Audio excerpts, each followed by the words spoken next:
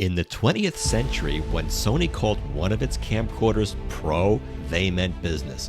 In this video, you're going to learn all about the CCD-VX3, and you're going to see it in action out in the real world, and we'll shoot a beautiful model with it. That's all coming up, so stay tuned.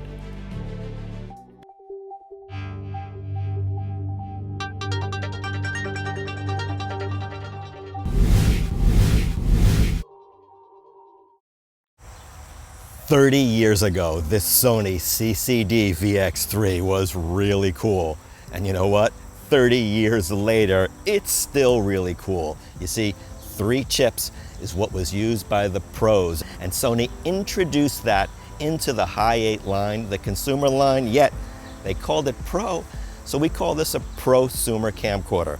When it was introduced in 1992, it sold for a hefty $3,500, and in Europe, the model was called the CCD-VX1.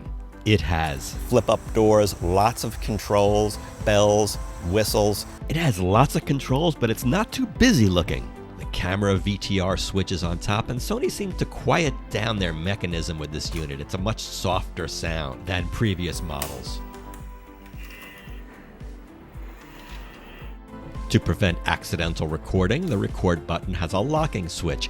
But the real standout feature of this camcorder are all the manual controls you can access right from the side of the camera without having to dig through menus like iris and shutter speed.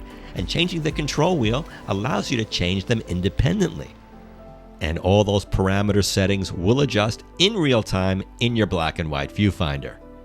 You can play back your 8mm tapes right from the camcorder, and you have a nice window to see the tape move. And this styling really set the stage for later camcorders in the Sony line, in the Mini DV line, like the VX1000, which really became popular in the skateboarding community. Sony called this Pro because of the 3 chips that were inside, and 3 1/3 inch chips as well.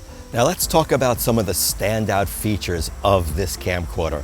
Number 1, it has a built-in neutral density filter.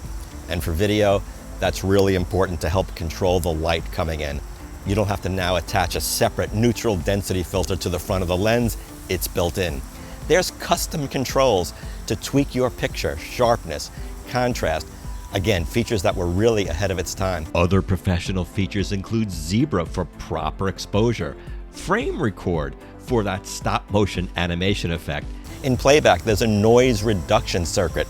And if you'll notice in the screen, this has frame accurate timecode. It was a new version of timecode called RC timecode that Sony introduced in the 90s. Stands for Rewritable Consumer Timecode. And with certain editing controllers and decks, you could do very close to frame accurate editing with consumer, or in this case, prosumer equipment. And while you frame advance the tape, you can actually see each frame go by in the viewfinder. The camera also offers a rudimentary slow motion as well. It's okay, a little bit choppy, however. But might be okay if, like, you want to analyze your golf swing. I never slice.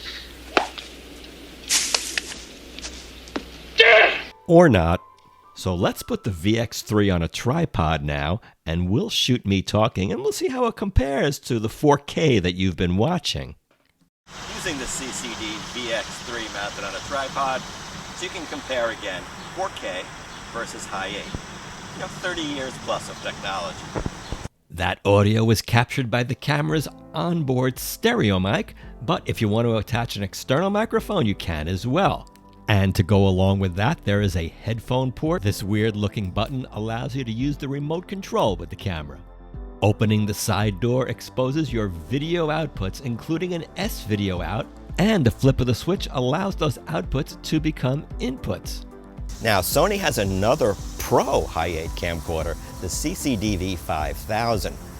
Which Pro is actually better? Okay, we are looking to compare the CCD-VX3, CCD-V5000.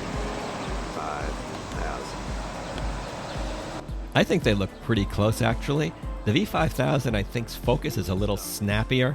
It's also a little easier to hold it steady because it sort of hits your shoulder properly.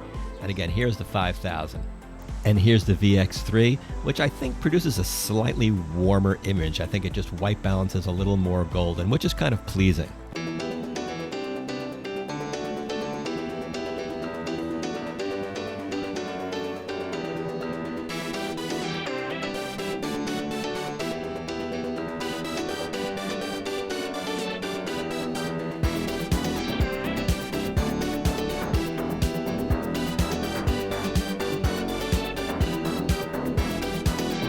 Here the camera accurately portrays the yellow in the Walkman, trying to keep with the 90s theme of this 90s camcorder.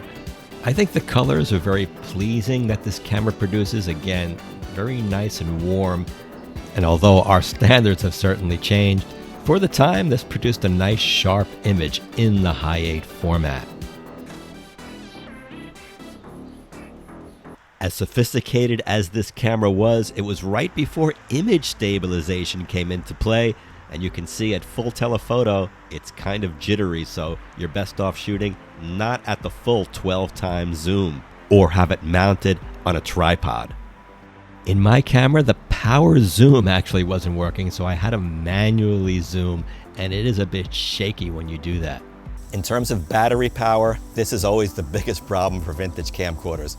You cannot use original Sony batteries anymore, they won't work. So just go on either eBay or Amazon and buy the Castar replacements. Now, in the process of shooting this video, I ran into a problem near the end of the production. Out of the blue, the tape decided it would not want to load into the camera.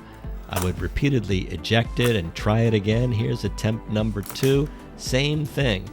I tried removing the battery sometimes and then doing it again. Now, I recorded all this just to keep a record of it because I really didn't know if this is ever going to work again. So I have stated in my other videos about vintage electronics, even though you may get a camera that's working when you get it, you just don't know when something weird is going to happen. And this certainly was one of those weird things that was working just fine, and then boom.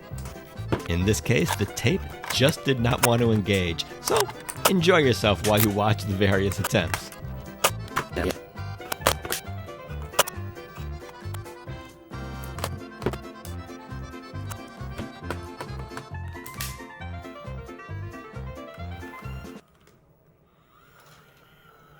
Finally, on attempt 24, it works. I guess I just can never remove the tape again. Now, I looked into it. If I wanted to get this baby repaired, there is one seller on eBay that does so. But when I emailed him, it was $450. Youch! Do you remember what you were doing in 1992? Did you have a Sony CCD-VX3?